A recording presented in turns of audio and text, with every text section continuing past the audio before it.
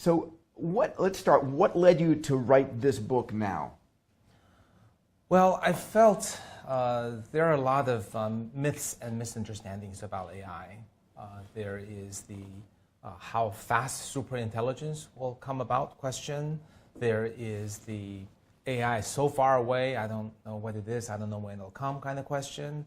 And then there is question about Chinese AI that I think many people don't believe or don't understand how China came to develop an AI and is about to match the US in the caliber of AI applications and usage. In fact, I remember recently Eric Schmidt, who we both know, was at the World Economic Forum and made a very interesting pronouncement that his expectation that was within 5 years, and this was over a year ago, that he thought Chinese entrepreneurship companies and so forth would surpass the U.S. in AI. Do you think that's true?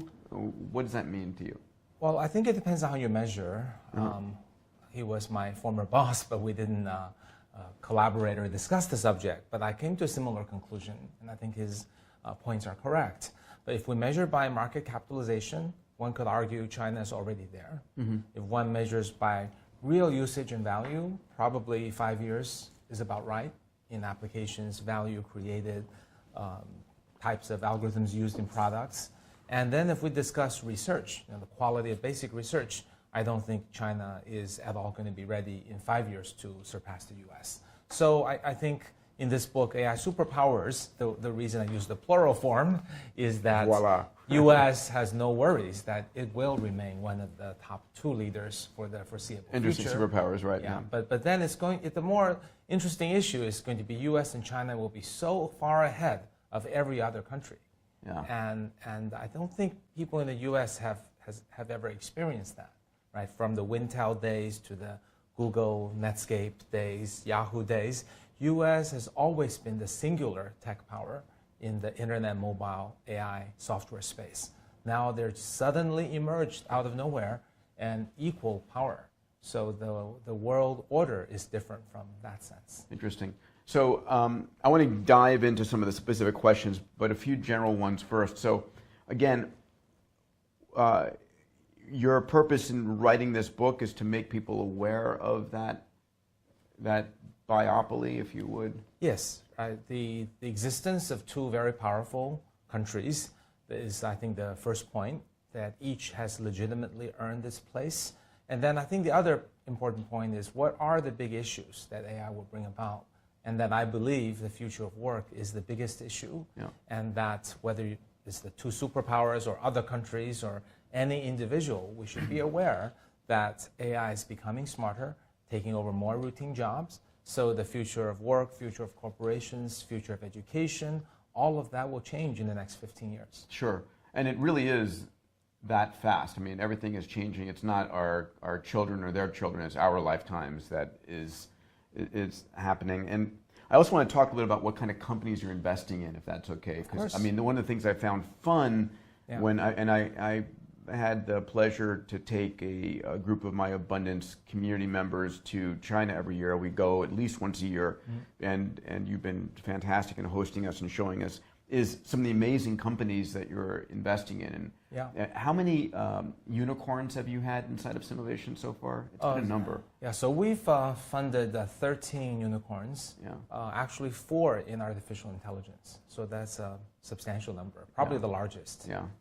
So so let's go back to the beginning. If you were going to say, when did AI in China start to really accelerate? How long ago was this? It's hard to believe, but 2 years ago. 2 years ago? Yeah. So, whoa. Yeah. So you think that the deflection point, and I mean, because I would have said for America, I would have gone back to the earlier days of Google, maybe 10 years ago. Yeah. Would you agree with that? I would. And 2 years ago for China. So what happened 2 years ago that started this acceleration?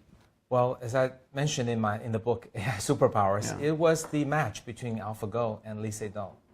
Not quite Ke Jie, the Chinese superstar, the Korean superstar. Yeah. That match, because Go was a game invented in China, the Chinese people take a lot of pride, And also, all the AI experts, including myself, have pronounced that it would take a long time, maybe decades, for AI to beat the human in Go. But AlphaGo proved us wrong by doing so 2 years ago. It woke people up. Woke people up and said, wow, this thing is amazing, and it's a lot faster than even the experts said. What if it's applied to other areas like banking and health and education?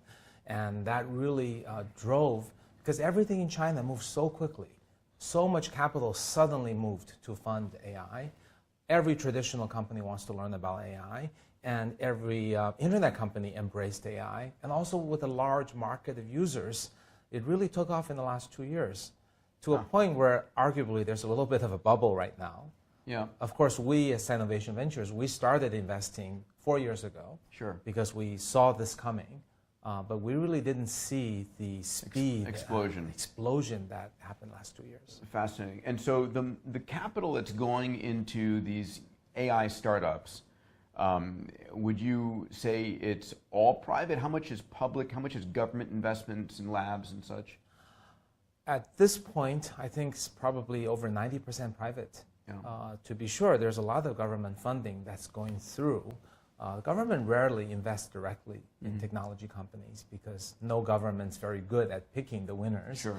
The government usually participates by either rewarding individuals, rewarding excellent professors, returnees, and companies like that.